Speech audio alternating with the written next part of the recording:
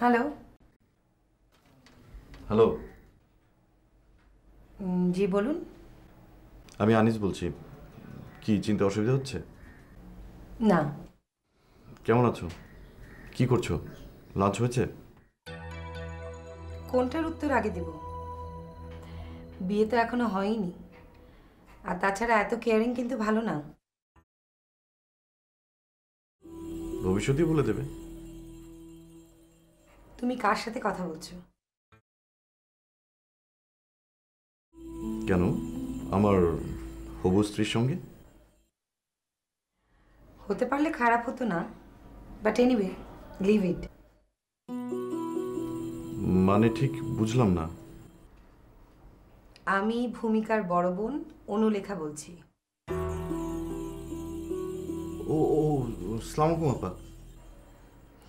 সালাম দিতে হবে না, কিন্তু তুমি আমার নাম্বারে ফোন করে। ভূমিকা আমাকে নাম্বারটা দিয়েছিল। আমি প্রায় এরকম গন্ডগোল করে ফেলি। বিয়েতেও এরকম করবে নাকি? আচ্ছা যাই হোক, তোমার সাথে আমার একটু কথা আছে। কথাটা একটু গোপন। জি বলুন। তুমি লাঞ্চ আওয়ারে বেরোতে পারবে? হ্যাঁ পারবো। ঠিক আছে, তাহলে তখনই বলবো। আমি ফোন করে তোমাকে কনফার্ম করব জায়গাটা। ওকে? ঠিক আছে। ওকে।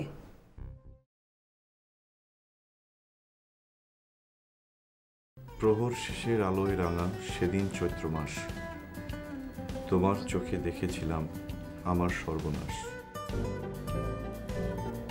রেশমেশ, আপনি আমার চোখের সর্বনাশ দেখলেন? এই সর্বনাশ সেই সর্বনাশ নয়। জানেন একটা ইন্টারেস্টিং নিউজ আছে। আপনাকে ফোন করতে যেয়ে আপনার বড় বোনকে ভুলে ফোন করে ফেলেছিলাম। তাই নাকি? কি বললো? তেমন কিছু না। প্রথমে কিছুক্ষণ নিজেকে ভূমিকা বলে চালালো, তারপর বলল কি যেন একটা গোপন কথা আছে, সরাসরি বলতে চায়। লাঞ্চ আওয়ারে যোগাযোগ করে ওনার কাছে যেতে বলেছে। জান, নিশ্চয়ই কোনো কথা আছে। ফোনে বললেই তো পারতো। হয়তো কোনো কারণে বলতে পারছে না। তুমি যাবে নাকি সাথে? না না, তুমি যাও। এই সরি, আমি মানে হঠাৎ করে আপনি থেকে তুমিতে। ভালোই হলো, দেরি হলো না।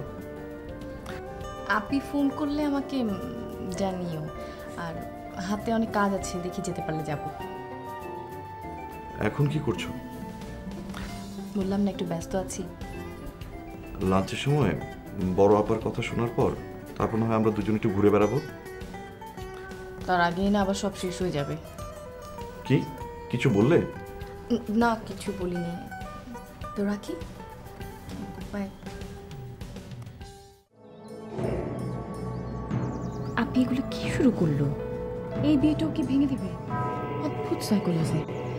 আমাকে ভালোবাসে, ফিল করে, তারপরও শুধু বিয়েটা এলেই আপনি কেমন মনে হয়ে যায়, কেমন মনে পড়ে। বুঝতেও পারে ও কষ্টটা, তারপরও কি সত্যি যাবে নাকি?